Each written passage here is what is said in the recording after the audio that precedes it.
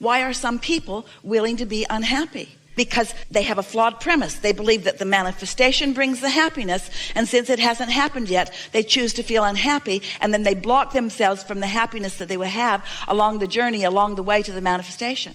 You get to be or have or do anything that you desire. Nothing off limits. The launching of your rockets of desire creates a vibrational reality. This vibrational reality exists, and you can exist with it or apart from it, and the emotions that you feel indicate to you which you're doing. The happier you are, the more in vibrational alignment with your vibrational reality you are, and the more you are going to be a witness to the thoughts turning to things. So it's going to be joyful, joyful, joyful, joyful, explosion into greater joy. But you can also be apart from it, which does not feel good. But these are choices that you have, that we want you to be aware that you have. And so you have to sometimes start in a general place where you realize that you can get general enough that your happiness will return.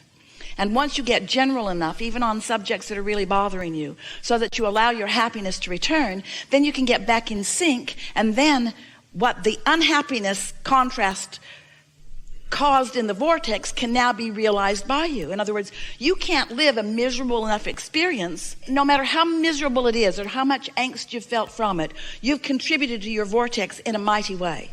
But now you've got to figure out a way to get access to that vortex. That vortex is in the process of manifesting.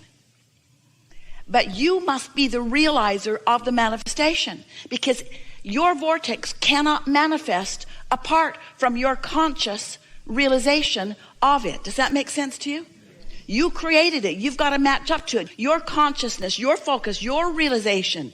That's what turning thoughts to things is. It's realizing. It's turning it to reality. It's focusing it into realness. And Abraham, I sort of kind of get this, but how do I get my money out of the vortex and into the bank? How do I turn those vibrations into reality? How do I turn vibrations to thoughts, which are manifestations? And how do those thoughts become things?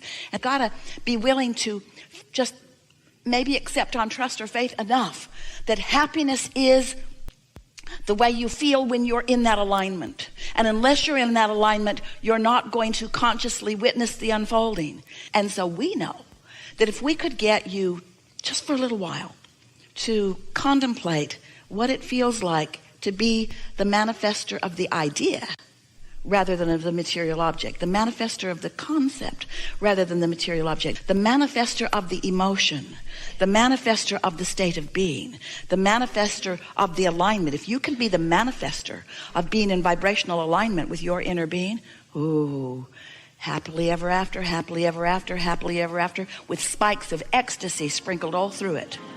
Happily ever after, happily ever after, happily ever after, happily ever after, happily ever after.